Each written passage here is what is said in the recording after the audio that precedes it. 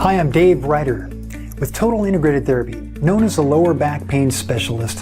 Today I'm going to show you 7 secrets for back pain relief without surgery or meds. It's what we've used, it's worked for us. And this is important because it's really hard to find information like this all in one place.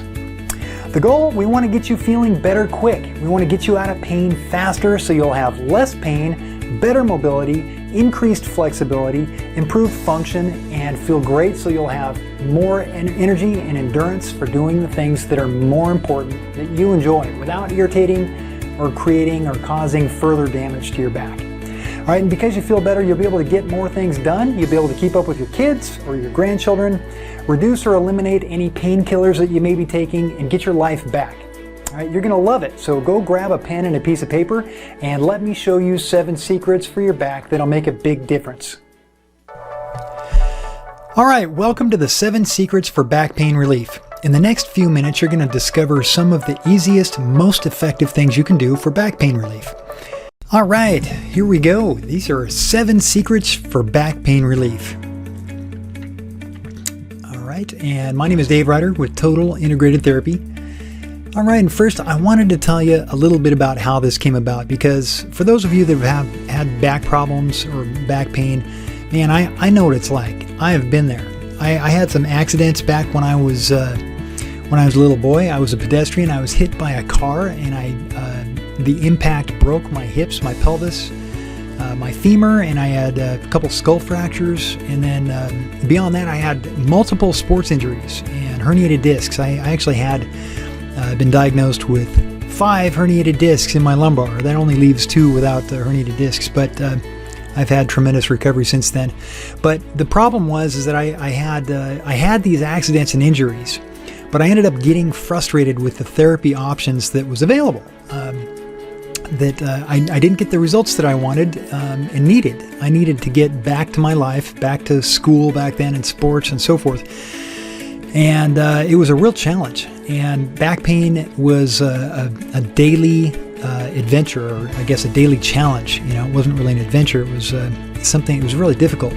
And there was a lot of there was disparate information. There was conflicting information. You know, everybody had little bits and parts and pieces of information that didn't fit together. It was disparate. And a lot of people were just treating symptoms of the pain rather than the underlying cause. Experiences like that really, it was really frustrating, and I started to seek out solutions that actually worked. So over the years, I put these steps together. These are the steps that have actually helped me, and they're what I use, and it's what's worked for me and my clients. All right, so let's move on. So here's basically an overview of the presentation. All right, back pain doesn't just happen. It doesn't just show up. There are very specific reasons why your back hurts. All right, and back pain is not the same for everyone. Everyone's is slightly different. There's different things going on. All right, so it's not a cookie cutter approach. So let's take a quick look at why your back hurts, and then I'll show you what you can do about it and how to get the most out of this information. All right. All right, so if your back is hurting, if your back's hurting now, you're in the right spot for one. But there's a good chance it means that you might be hurting your back in specific ways that you don't know about. All right. In other words, I'm going to show you why your back is hurting or why it hurts, and then I'm going to show you some simple things that you can do right now to feel better, faster, and help to prevent irritating your back in the future. All right. So back pain is a result of tension. Now this can be stress and tension, muscle fatigue. It can be emotionally or physically or even biochemically. You know how you can eat something and you just don't feel good, or it can enhance your headache, or your back can hurt better if you have like a chocolate bar on an empty stomach. You know, thinking that it might be good. You know, and all of a sudden you feel pain. Anyways, so tension, trauma. Okay, it can be an accident or an injury or even accumulated trauma over years. And poor posture. This one's a killer. And the reason why it's such a such a stealth problem is because the effects are delayed. It doesn't necessarily, we don't see the results right away. They can hit us later when we're not expecting it. Then we don't think about it because it's a delayed reaction. So what causes tension, trauma, and poor posture now in your life? Well, it's what you do or what you don't do all day long, and also how you sleep. These are key critical things that we're going to take a look at: what you do or what you don't do, and how you sleep. All right, in general, it all comes down to overuse, underuse, and plain old abuse. It's not rocket science. It's really not. So, what specific things cause back pain? Let's take a look at some of those. All right, we're going to look at the 7 main culprits that cause back pain. All right, culprit number 1 is working out of gravity. All right, not working with gravity, in other words, working out of gravity. So all of us we're in gravity all day long. Everything's really just a gravity game, right? But things, it can get worse if our bones are out of alignment, if our muscles are out of imbalanced. If we don't hold ourselves in correct posture, it can really fatigue our muscles out and cause problems. All right, so this is one of the biggest culprits that we have. All right. The second culprit is damaging or irritating transitions. That means transitioning from lying down to sitting or sitting to standing or vice versa in a way that does damage or irritates already painful tissue in the back. Culprit number 3 is a lack of variety of movements. As we age, we tend to move less. We get stuck in these patterns of sitting, standing, and moving forward. And what the body does is it acclimates. It gets used to this, and therefore we get stiffer and we lose flexibility and mobility and so forth. Culprit number 4 are muscle imbalances. All right, as we sit for many hours a day, some people get up in the morning, they have breakfast sitting, they read the newspaper sitting, they sit in their car, and they're sitting on the way to work for quite a while sometimes. They go to work and they're sitting behind their desk all day, then they get in the car, come home, have dinner sitting down, and then they watch a movie and relax sitting, and then they go to bed and they're curled up in fetal position all day long. Well, what happens is we get these muscle imbalances. We get short in the front because the body takes the slack up, and we get long and overstretched and weak in the backside. All right, so muscle imbalances, one of the main culprits. Number 5, poor lifting habits. It doesn't take much, especially if your back is already susceptible to injury by being out of alignment with gravity and probably out of alignment in a few other ways. All right, poor lifting habits, it doesn't take much. You can tie a shoe or pick up a piece of paper, and all of a sudden your back is killing, with a spasm, or your back goes out or something. All right, so number 6 is loading your spine more on one side than the other. This is a culprit number 6. Okay, loading your spine on one side more than the other. That could be like carrying a suitcase or luggage in one hand and not the other, or a bag of groceries in one hand and not the other, or carrying a baby on your hip, on one side. All right. Culprit number 7, prolonged sitting inflection. All right. So these are the main culprits that cause your back to hurt. Now let's take a look at something else here. Let's look at the secrets for back pain relief. All right. What I want to look at here, well, what these are some solutions for overcoming the challenges that we just went over, the 7 culprits that will lead to freedom from pain, or for a good portion of it, and better back health. All right. Prevention is also important too. So this will help to prevent injuries and accidents and pain in the future as well. All right, so let's take a look at the first secret. Secret number 1, work with gravity. All right, so let's do an experiment right now. Okay, you can stand up. All right, I want you to stand up right now, and I want you to bring your shoulders and your head back 1 inch. All right. Now, I want you to bring your head forward 2 or 3 inches, and I want you to put your hands on your lower back muscles, and I want you to notice how tight they are. Notice the tension in your lower back. Notice how tight those muscles are. All right, those muscles in your lower back, when your head and shoulders are forward, are like a tourniquet squeezing pain-sensitive tissue, squeezing nerves, squeezing facet joints like crazy. Over 2,000 pounds per square inch. It's unbelievable. All right. Now, keep your hands back there. Feel those muscles. Now, I want you to bring your head back just 1 inch. or a couple inches. Bring it back to neutral. Bring your ears over your shoulders, all right? Neck over your shoulders. Bring your shoulders back, all right? And just notice how the back relaxes. Notice the muscles in the back turn off automatically. But it's like holding a bowling ball on a broomstick, right? And every inch forward your head goes, it's an extra 10 pounds on the tissue in the back, and the vertebrae and the muscles in the back of the neck and the upper back. And it turns in the lower back, right? It turns them on, all right? And if you just think about if you were holding a bowling ball, but if it were a 42-pound bowling ball, so if your head was 3 inches forward, that would be an extra 30 pounds. Your head weighs about 12 pounds, so that's 42 extra pounds, or 42-pound head, right? So if you were holding a bowling ball next to your chest, it wouldn't be so bad. But can you imagine holding that bowling ball out at arm's length? How much heavier that would seem? It would get heavy real quick, wouldn't it? Okay, so anyway, so we're bringing your head and your shoulders back over your bowling ball over your broomstick, right? You want that bowling ball right over your broomstick. Otherwise, it's going to exponentially cause tension and so forth. Okay, so forward head posture, working with gravity. So it doesn't take much. You don't have to spend decades trying to, or years or months or weeks trying to fix your posture. Just bring your head back about an inch. You'll notice a huge difference immediately. Immediately, those muscles will relax. They'll calm down. They'll stop spasming. This is a great technique. Same thing with the shoulders. If you've got a forward shoulder posture, it's not because you've got bad posture. It's because you've been conditioned. You've got muscle memory. It's just a habit, right? So you have to condition yourself to reverse that. And there are ways to do that, simple and easy. All right, just start with slow, small increments, all right, and develop this over time. All right, eliminate high heels. And I can already hear this, women out there saying, there's no way I'm giving up my high heels, especially when I go to work. I have to look, appropriate, professional, and I understand that. That's understandable. So at least wear lower high heels. All right, so if you take a look at what it looks like when to the spine when we wear high heels, or if a woman wears high heels, what it does to the curves in the back.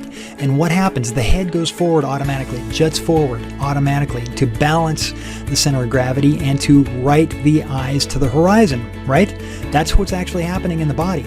As we lift our heels up, we would be looking down at the ground, right? So the eyes have to level to the horizon. What happens? The whole body has to compensate. We have to exaggerate the lordosis, or the lumbar back curve, and exaggerate the kyphosis, or the kyphotic curve in the upper back, right? Okay, so anyways, this will make a huge difference. As you bring your heels back down to the ground, your body doesn't have to compensate with exaggerated curves, all right? Next one, eliminating slouching when you're sitting and lying down.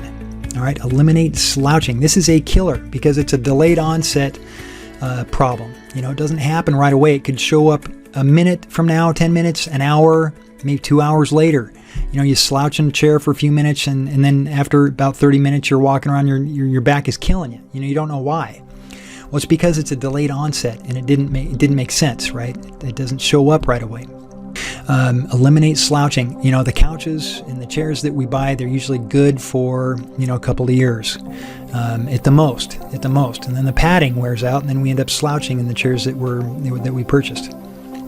So, the next point is sleeping with your spine in neutral. All right, same thing with your mattress. If your mattress is worn out, or if you've got an old funky mattress that you've outgrown and worn out, you'll want to upgrade your mattress. It's an incredible investment for getting a good sleep, and you want to have your spine straight when you're sleeping. You don't want to have a pillow that's too big or too small. You want one that's, if you're a side sleeper, you want to sleep with your head in neutral and your spine in neutral all the way down.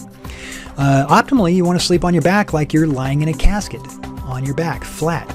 That way you don't throw your spine into these exaggerated curves while you're sleeping for long periods of time. And you don't want to sleep on your side in fetal position, because it's flexing all night after doing that all day. All right, so moving on. Secret number 2, all right? So you want to make a smooth transition, and this is going to help you to avoid irritating and inflaming and causing that delayed onset of pain.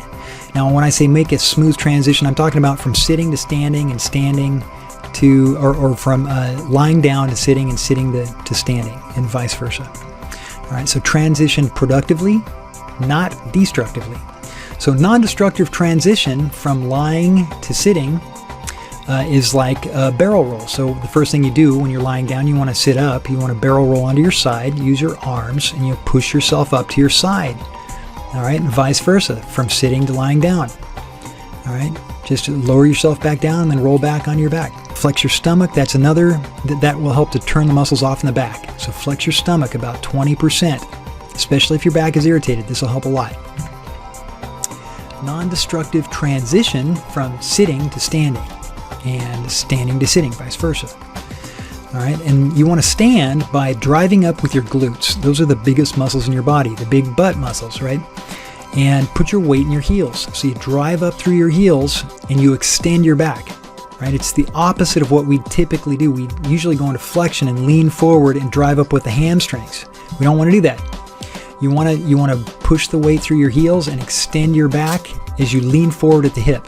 You're not leaning forward at the back, you're extending the back, keeping that back flat, or even that the lordotic curve, right? The opposite. You're not flexing, you're extending. And if you're doing this right, you can wiggle your toes as you're getting up. So that transition is going to take it's going to prevent you from irritating your back further and creating inflammation and that delayed onset of pain. All right, the third secret is practicing a variety of movements. All right, and you want to avoid getting stuck in patterns of sitting, standing, and walking forward. A lot of us, after college, we get stuck in a job where we typically do just that. We just sit, stand, and walk forward, and that's not healthy for the joints. It's not healthy for the body. All right, we lose range of motion as we age. Typically, that doesn't have to be the case, but we don't want to go from complex movements to stability necessarily. We want to continue to use our range of motion and keep it, and keep our flexibility in as well. All right, so motion is lotion. Movement creates lotion, and you want to keep moving until you get the lotion. Right, whatever motion is stiff or motions that are not working for you, you want to do those more slowly. Never want to go into pain. Just want to go as far as you can comfortably, and eventually you'll get that lotion and it'll start to increase. All right, so gradually use motions that you want to do. Incorporate complex movements daily. All right, and what does that mean? Like dancing, yoga, Pilates, walking with movements, incorporating movements while you're walking. Walking is considered one of the best exercises. Dancing is one of the most complex things that we do as humans, and yoga and Pilates are right there. So you're moving the body in all these incredible ways, these movements, variety of movements. All right, get all your parts working and cooperating together. All right, use your full range of motion and expand your range of motion. All right, so secret number 4 is balance specific muscle groups. All right, so you want to lengthen and strengthen only key areas. This doesn't mean we're going to turn into an exercise fanatic or spend hours a day in the gym. All right, you want to avoid shooting arrows in the dark. You want to lengthen specific muscles and strengthen specific muscles. And we want to keep it simple. So remember that, keep it simple, sweetheart. These are not just random stretches and exercises. They're scientifically verified techniques. All right, let's take a look at some of them. So you want to lengthen these 4 key muscles. Quads, that's the upper thigh, QL or quadratus lumborum. Hip rotators, what we're sitting on, are psoas, which are the hip flexors in the front. All right, and these will take pressure off of the lower back. These muscles create tons of pressure in the lower back. So we want to lengthen these specific muscles. These muscles are typically too short and too tight because we sit and the body takes the slack up on the front side. So we want to recondition, we're reconditioning the muscle tension memory, right? These muscles have acclimated to what we do all the time. So we want to re-educate these muscles. All right, so with the quads, you want to use a standard standing quad stretch. You've seen this before, you've done it. The key is keeping your hips tucked under and your knees together. All right, you can stand and just grab your ankle. All right, and you just want to pull into a gentle stretch, not a painful one. All All right, the QL muscle, quadratus lumborum, we're going to use a mermaid. And for these exercises and stretches, you're going to see videos below demonstrating how to do these. So don't worry if you don't know what these are. But basically, you're raising your arm above your head and you're side bending to get a stretch on the QL, which is a lower back muscle that goes from about the 12th rib down to the iliac crest. All right, the next one are the hip rotator group. Hip rotators, we're going to use a figure 4, either seated or lying. And again, you can check out the video below. And basically, you're sitting and you put your ankle on your knee and you lean over and you get a stretch in the hip rotators. Okay, it's where it's underneath your glutes. All right, the last muscle, this is the #1 muscle for lower back pain. It's the psoas. All right, and you want to use a lunge position and you want to extend your leg while you keep your head and your shoulders back. You're extending your leg at your hip. All right, and so you've got your left leg forward, your knee at about 90 degrees, and your back leg straight underneath you on your knee, right? And then you just sink your hip down toward the ground, extending your back leg. All right. All right, now we've lengthened some. Now we want to strengthen these key muscle groups that support the lower back. They're supposed to support the lower back, but they can't when they're weak and inhibited. And they become inhibited. They get turned off from those tight ones in the front. Okay? So, like I said, these are typically weak muscles. All right, so you want to strengthen your back muscles, and you can use a Superman technique. It looks like you're flying like Superman. You can do this on the floor or an exercise ball where you lift both arms off the ground and you squeeze your butt and you lift your legs at the same time. So you're flexing your butt and your back simultaneously. It's a great exercise for both. And you hold that for about 30 seconds, and you might try 3 of those a day to strengthen the back and the glutes. All right, the glute muscles, all right, specifically hip extensions. So you can stand and just extend your hip backwards, right? All right, and the other group is the abdominal group. You want to strengthen your core abdominals. Now, you're not going to have to get into some complicated routine or a bunch of ab exercises. Try this exercise. Simply pull your belly button into your spine as hard as you can for 30 seconds. Now, if you haven't been exercising your abs, you'll notice that you'll probably get fatigued before 30 seconds, and you'll feel a burn. See, it actually works. It's working, right? So I want you to do that 3 times for 30 seconds. Pull your belly button in. You'll feel the muscles all up under the ribs and so forth. Engage. All right? That's all you need to do. Do that 30 seconds 3 times a day. That's going to start to strengthen those core abdominals. All right? So enough of that. Now, secret number 5 is real exciting. It's using correct lifting habits, because a lot of us were never taught how to lift correctly. All right? So you want to avoid forward flexing and side bending. This is the worst. It's the easiest way to irritate or damage your back, resulting in pain, spasm, and inflammation. So no forward bending and side bending at the same time, or rotating. All right? So when leaning or bending over, don't side bend or rotate. Okay, when you're tying your shoe, when you're picking up a piece of paper, don't side bend, don't rotate. It's not worth it. All right. When you're lifting, load your spine evenly, all right, and keep it loaded evenly. When you're lifting, keep your spine loaded evenly. Keep your lumbar curve. Keep your lower back flat, all right, or the curve. Keep your lumbar curve when you're lifting. If you don't, you're running the risk of throwing your back out and causing a lot of irritation, a lot of spasm, a lot of inflammation. All right, and hold weight close to your core. Don't hold it out in front of you. Hold it as close as you can to your torso, your chest. All right, and if it's a real awkward item, make sure to get help. All right. You ready for number 6? Here's secret number 6. Load your spine evenly. I know that sounds repetitive, and it is, but this is key. Loading your spine unevenly is what causes a lot of the problems that we have. It can irritate and damage your back. It causes spasms. So when your back goes out, this is one of the things that does that. All right.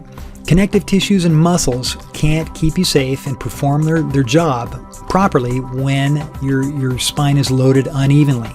All right, that's like when you've got a child on one hip, or if you're lifting something up in one hand, or maybe groceries or a luggage or something like that. All right, so keep the weight tucked in close to your body. Keep equal weight on both right and left sides if you can. If not, keep it in close, tucked to your body. Like if you've got a child, you definitely want to keep it close to your core. And rotate, move the baby back and forth from one hip to the other periodically. don't just use your left hip if you're right-handed. Switch hips. All right, and this includes lying down, standing, or sitting. So sitting, standing, and lying down. Keep your load even on your spine. Okay, secret number 7, prolonged sitting or flexing with no extension. All right, so here's the secret to that. Now, because we flex for so much, your body memorizes the positions you use daily frequently, and it creates muscle memory tension patterns. All right, so your muscles take up the slack on the front when sitting and will get tighter and shorter on the front side and become weak and overstretched on the back side. So as the spine flexes, it closes the vertebrae, it closes the joints on the front and opens them up on the back. And if we sit for long periods with no extension, the bones in the back, or the vertebrae, or the joints in the back, facet joints, they can get stuck open. Right? And that's very painful. If it gets stuck open on one side, then it jams on the other side, and that's where we feel pain, and then we get a spasm around that pain, and then we've got protective muscle guarding and a pain, spasm, pain cycle. All right, so we're going to I'm going to show you some extension techniques. All right, and I want you to hold these for 30 seconds and repeat them for every 45 minutes of sitting throughout the day. That's how to get the most out of these. All right, so just doing it for 30 seconds is going to be awesome. But if you can do this for every 45 minutes you're sitting, you're gonna notice huge improvement. All right, extension. This is going to reset proprioceptors that get used to flexion or being stuck in fetal position 24/7. Right, it asks the facet joints or the vertebrae in the back to close, and it resets tight and short muscles on the front side. Right, it also helps to activate the weak, inhibited muscles that have been turned off on the backside. All right, so here we go. Extension 1. Let's do it right now. Stand up. I want you to fully extend your wrists in front of you. You know, where you flex your wrists, I want you to extend, go backwards with your wrists. All right, extend your wrists in front of you. So you're flexing your arms in front of you, and then you're extending your wrists with your arms at shoulder height, and then bring your arms behind you as far as you can. All right, so your arms are pointing backwards. Your hands are pointing in. All right, close your jaw and tilt your head up and look up at the ceiling and hold this position for 30 seconds.